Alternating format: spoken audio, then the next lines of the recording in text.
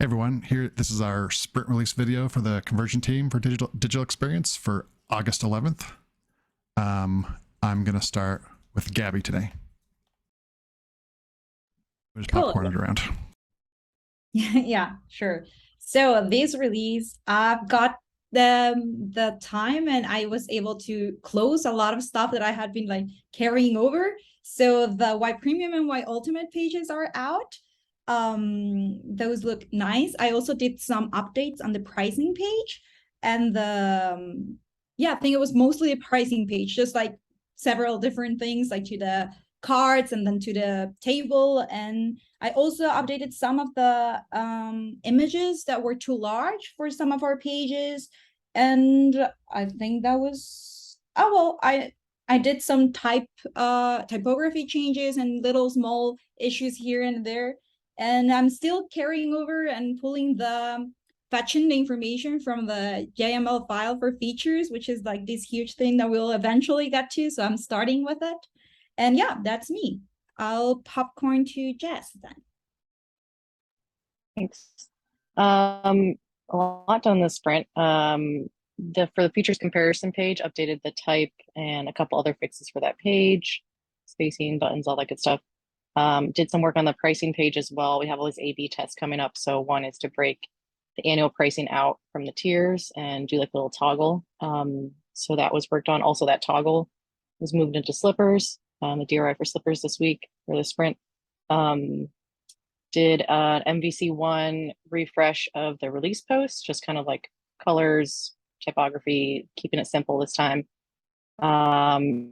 Did user research around that toggle that I mentioned before.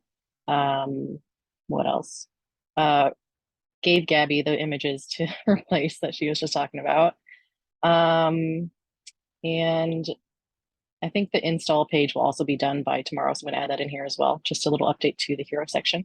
And that is it. Let me pass it to Elvise. So he's having a microphone issues. He's in a real loud place, so I'm going to speak for him. He just now finished typing out what he was working on. So he added new colors to slippers for the color options for into slippers. Added new colors. Added those new colors to the two top and the side nav buttons. Created a new pill button on slippers. Created a new group button on slippers. Created the new toggle component on slippers that Jess was just talking about. He's doing a little bit of investigation about some icons. As he's working through some slipper stuff, he saw some things that he might need some work on, so he's doing a little more investigation on that. So the icons, investigating, managing both marketing, productions, and how to mix them together. He's kind of working with John a little bit on that one.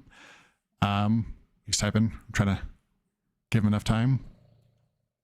Yep. So looks like that's about it. So that was Avise. We go over to Megan. Yeah, hopefully my connection doesn't cause my audio to be too choppy.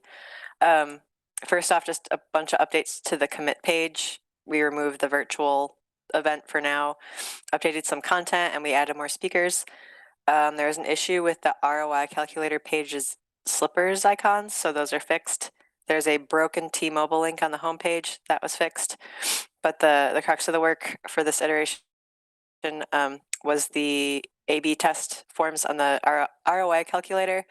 That turned out to be bigger than I had expected, just in terms of styling or attempting to style a Marketo form. So it's not released yet, but I feel like we're really, really close, whether it's just kind of wrapping up these Marketo overrides, but we are having some problems with the launch directly component.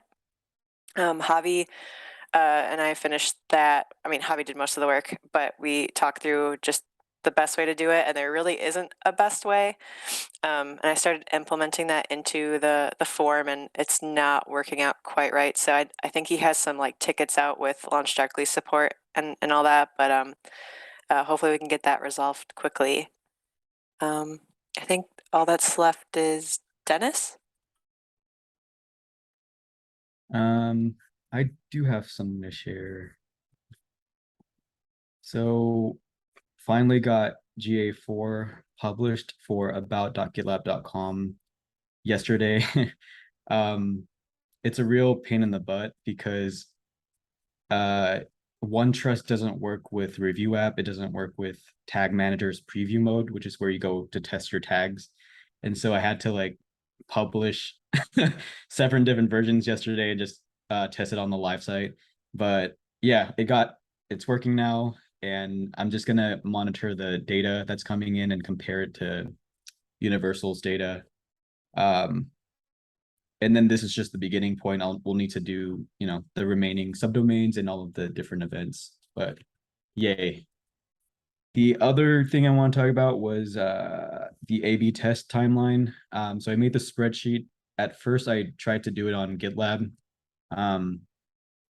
The roadmap feature doesn't really work on issues. It's on a milestone or epic level. So I just went with a spreadsheet instead. But this should help us determine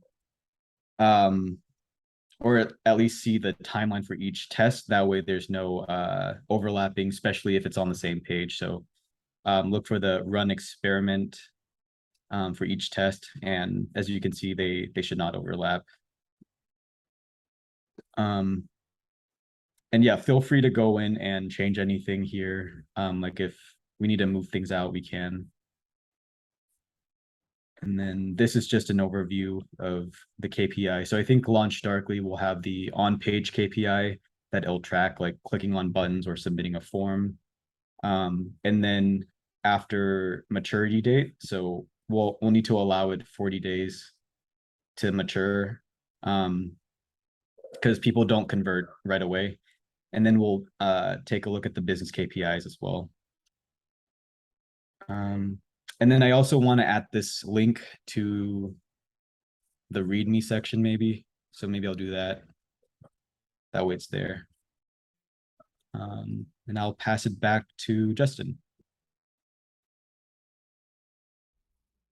All right. I don't have anything else. Felza, do you have anything? Yeah.